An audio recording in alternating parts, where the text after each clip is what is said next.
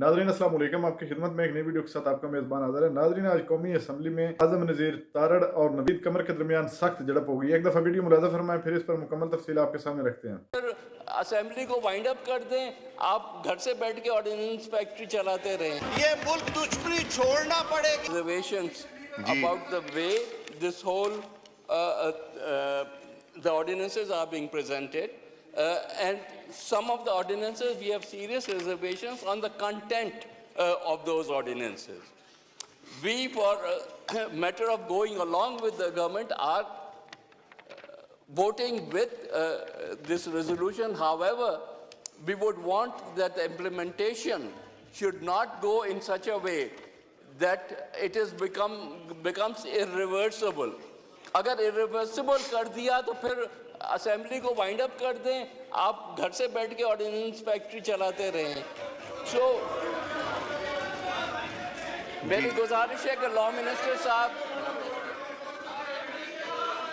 जी आप बात करें।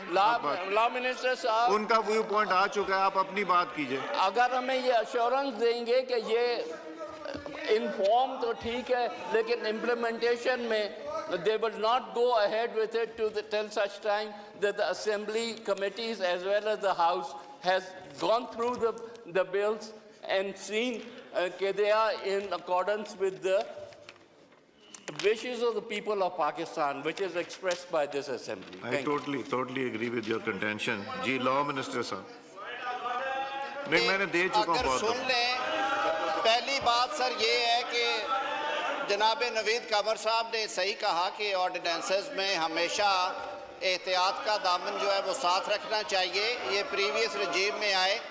पहली बात तो ये है कि ये सारे ऑर्डिनेंसेस जो हैं वो कॉरेस्पॉन्डिंग अमेंडमेंट्स की गई हैं जो हमने स्टेट ओन्ड एंटरप्राइजेस एक्ट 2023 इस पार्लियामेंट ने जनवरी 2023 में पास किया था।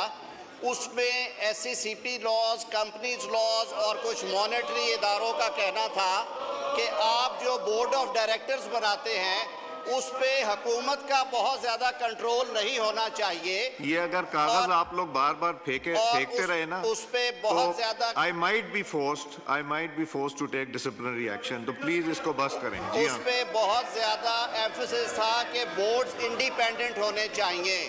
दूसरा, बिल्कुल राइटली पॉइंट आउट किया है, ऑनरेबल प्राइम मिनिस्टर साहब ने खुद हमें ये हदायत की है कि हमारे जो जितने इत्तेहादी जमातें हैं ट्रेनी बेंचेस पे, उनके नुमाइंदों पे मुश्तमिल एक कमेटी कॉन्स्टिट्यूट कर दी जाए और जनाब स्पीकर साहब उसको फैसिलिटेट कर देंगे फंक्शनिंग के लिए, ताकि जो लेजिस्लेटिव अफेयर्स हैं उसमें तमाम इत्तेहादी जमातें जो हैं उनकी इनपुट शामिल होगी और उसके बाद उसको आगे। आखिरी बात ये कि क्योंकि ये ऑर्डिनेंसेस की फॉर्म में हैं, the moment these has been laid before this honorable house and have been extended, they have been converted into bills.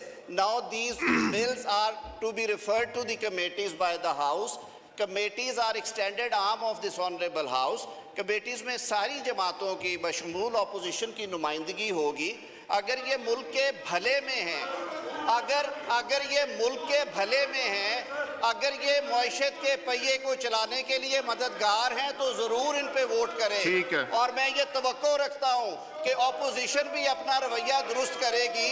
सिर्फ नारे लगाने से मुल्क नहीं चलेगा, आपको अपने दामन में भी, अपने गिरेबान में भी देखिए। Thank you. IMF को चिट्ठियाँ लिखने से, पाकिस्तान के प्रोग्राम्स बंद कराने से, EU को चिट्ठियां लिखने से और GSP प्लस को बंद कराने से मुल्क नहीं चलेगा। ये मुल्क दुश्मनी छोड़ना पड़ेगी आपको। 25 करोड़ आवाम का सोचे।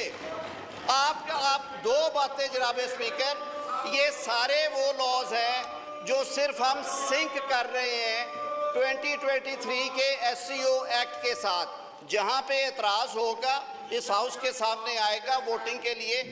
जो चीजें गैर मुनासिब होंगी हम खुद विड्रॉ करेंगे। नाज़रीन, आपने वीडियो मुलाज़ा फरमाई। नाज़रीन, ये दो जो पार्टियां हैं PMLN और पीपल्स पार्टी, इनका यही काम है, जब इलेक्शन होने के करीब होते हैं तो ये आपस में अलग इख्तियार कर लेते हैं और एक दूसरे पर ताबड़तोड़ हमले करते हैं। फिर इलेक्शन होने के बाद जब इनके पास सीटें मौजूद नहीं होती हैं, जो एक पार्टी है वो अपनी हुकूमत नहीं बना सकती, तो फिर ये एक प्लेट में खाना शुरू कर देते हैं, इकट्ठे हो जाते हैं और उसके बाद असम्बली में ये जो कुछ करते हैं वो आपने वीडियो में देख लिया है। नाजरीन, जब ये दोनों एक दूसरे पर बुछाड़ कर रहे थे तो पीटीआई वालों ने बैक से जो है वो ललकारना शुरू कर दिया, जिस पर इन्होंने बजाय कि एक दूसरे को जवाब देने के आज़म नज़ीर तारड़ इस तरह बुखला गया कि वो पीटीआई की तरफ कहने लगा कि IMF को खात नहीं लिखने चाहिए, हत्ता कि तुम जवाब तो नवीद कमर की बातों का दो।